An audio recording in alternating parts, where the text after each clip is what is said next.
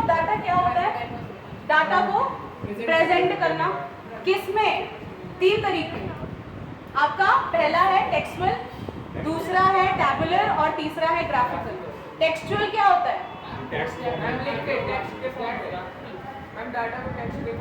Text का मतलब क्या हुआ? आपका जो मैसेजिंग टेक्स्ट होता है वो। अगर हम डेटा को पैराग्राफ में रखते हैं, पैराग्राफ में या लाइंस में, तो वो क्या हो जाता है? Textual form. टेक्सचुअल फॉर्म मतलब मान लो मैं यहाँ पे एग्जांपल लिख रही हूँ, There are 50 students in my class.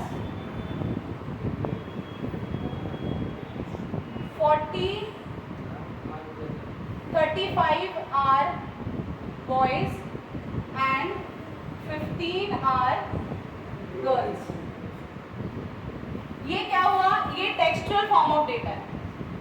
इसका मतलब कि हम अगर एक पैराग्राफ में या लाइंस में किसी डाटा को प्रेजेंट करते हैं तो वो क्या हो जाएगा? Textual form of data. ठीक है, इसी डाटा को अगर हम टैबुलर फॉर्म में करें तो क्या हो जाएगा? Students, boys, girls. ठीक है, कितने बॉयज हैं कितने गर्ल्स हैं, ये अगर हम ऐसे टैबुलर फॉर्म में करें तो वो क्या हो जाएगा?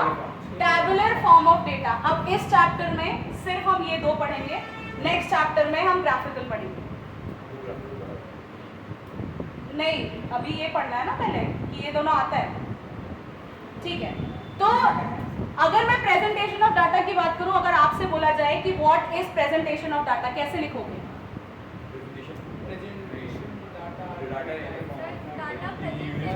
When data is presented in a systematic manner, uniformly, on the basis of text, tabular या graphical form, it is called presentation of data. लिख सकते हो, लिखो।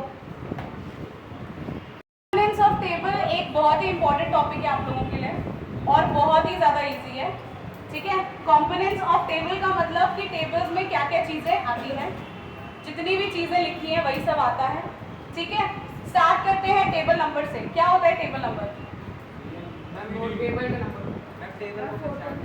ऑब्वियसली अगर हम एक डाटा के लिए बहुत से अलग अलग टेबल्स बना रहे हैं, ठीक है, तो ये टेबल नंबर में आ जाएगा। मान लो ये 4th टेबल नंबर है, ठीक है, ये 4th है, तो यहाँ पे हम 4th लिखेंगे और टेबल नंबर नोटिफाई करेंगे।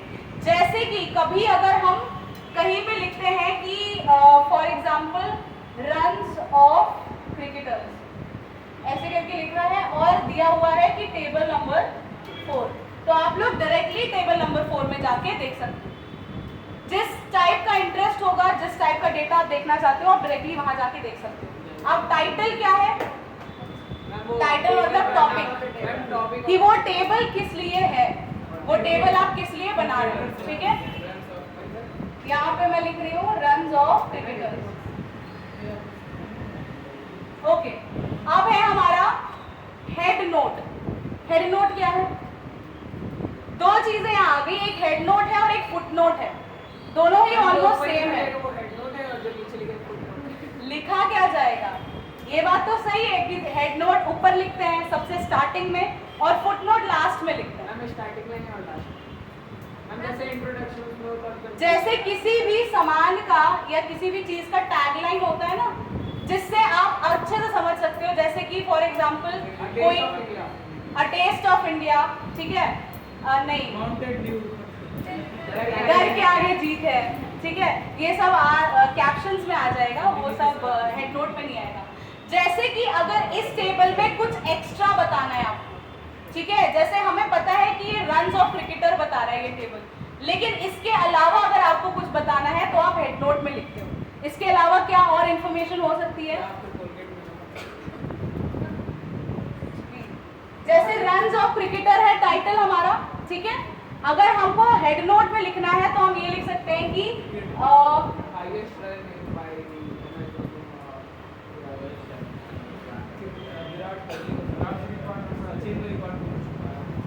ठीक है, यहाँ पे हमने लिखा है रन्स ऑफ क्रिकेटर्स और फुटनोट में मैंने आगे लिख दिया है क्रिकेटर्स ऑलराउंडर्स, मतलब यहाँ पे जितना भी डिटेल हम देंगे वो किस क्रिकेटर का देंगे, जो ऑलराउंडर्स हैं।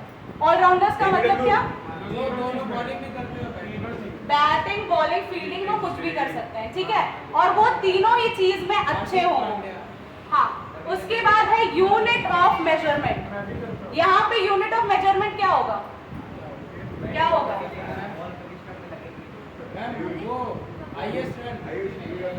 यहाँ पे यूनिट ऑफ मेजरमेंट क्या है, किस चीज से हम मेजर कर रहे हैं, रन से, ठीक है।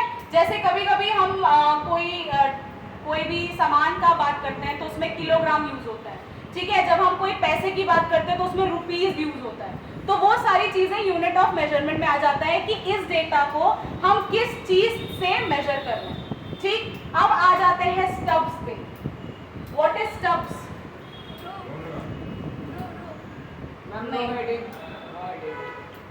टेबल की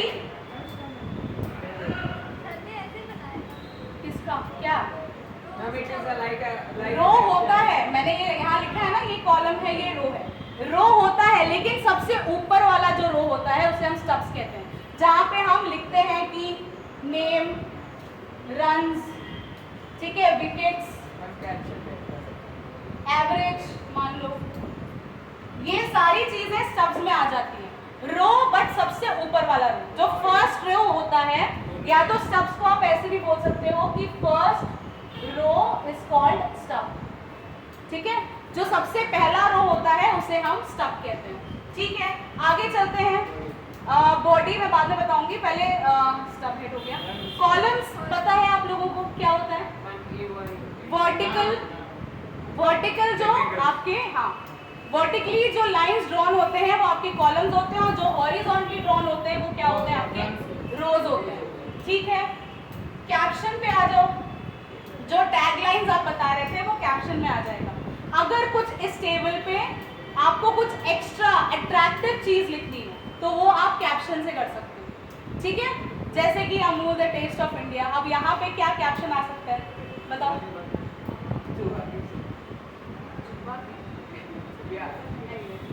ठीक है। अब नेक्स्ट है हमारा फुट नोट। फुट नोट क्या होता है, अच्छा पहले बॉडी समझ लो। ये एंटायर जो टेबल है इसमें जितना भी डेटा है वो साथ में बॉडी कहलाएगा। पूरे डेटा को हम क्या कहते हैं, बॉडी कहते हैं। अब आ जाते हैं फुट नोट पे। फुट नोट क्या है, वो नोट जो नीचे लिखा रहता है। अब इस चीज में अगर हमें कुछ एक्स्ट्रा बताना है तो वो हम फुट नोट में डाल देंगे। करियर, जैसे कि मान लो बेस्ट ऑलराउंडर इज कौन है, हाँ मैं तो धोनी, मैं धोनी फैन। अच्छा धोनी ऑलराउंडर हो गया। हाँ धोनी ऑलराउंडर नहीं है, विकेट कीपर है, चलो ठीक है।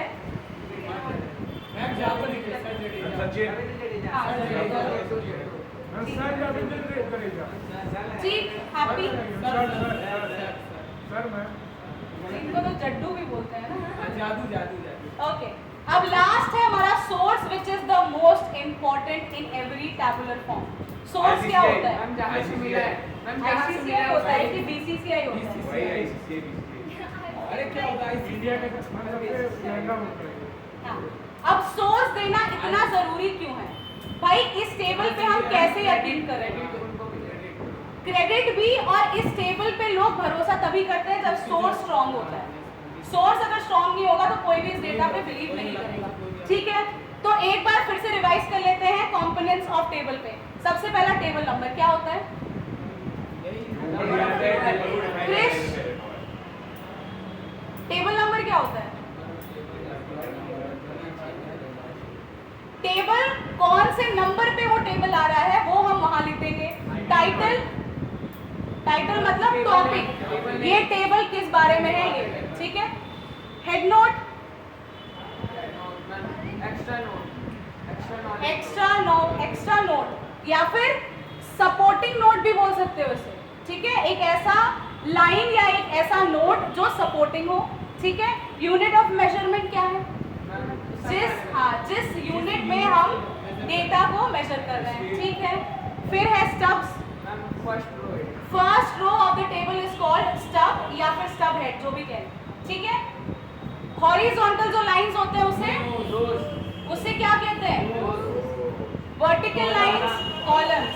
ठीक, कैप्शन, जो नीचे एक्स्ट्रा इसको अगर मैं एक लाइन में लिखूं, a line written for attracting attention. एक ऐसा लाइन, आपको क्या जरूरत पड़ती है किसी भी प्रोडक्ट के टैगलाइन की? हम क्यों लिखते हैं टैगलाइन? हाँ, किसी भी कस्टमर को भाई डर के आगे जीत है, इसकी क्या जरूरत थी माउंटेन ड्यू को, लेकिन हमने लिखा कि जैसे हाँ उसका प्रमोशन। अब आप मान लो राजन माउंटेन ड्यू पी रहा है, ठीक है, और कोई आता है अरे भाई क्या पी रहा है, डर के आगे जीत है, मैंने ये बोल दिया, तो इससे क्या हुआ? माउंटेन ड्यू का प्रमोशन हुआ। एक बहुत ही अच्छा एग्जांपल मैं देती हूँ आप लोग को, स्टारबक्स का, ठीक है, उनका जो हाँ एग्जैक्टली गलत नाम क्यों लिखते हैं वो? आगे हम बताएं सबको। पता है, बहुत अच्छी बात है, बहुत अच्छी बात है, आप लोगों को पता है, ठीक है। हाँ, red bull gives you wings, क्या जरूरत है इसकी? चीज कर दिया बस। विंग्स हो गया, विंग्स। आई हाँ एग्जैक्टली, ठीक है। अब नेक्स्ट है हमारा फुटनोट। फुटनोट क्या, एक तरीके से हम इसको कंक्लूजन भी मान सकते हैं, ठीक है, एक ऐसा सपोर्टिंग लाइन जो इसको पूरा समराइज कर दे, इस टेबल को पूरा समराइज कर दे, वो फुटनोट हो गया। लास्ट है हमारा सोर्स, मतलब जहां से हमने ये डेटा कलेक्ट किया, ठीक है। अब एक एक करके इसको लिखना शुरू करते हैं, ठीक है।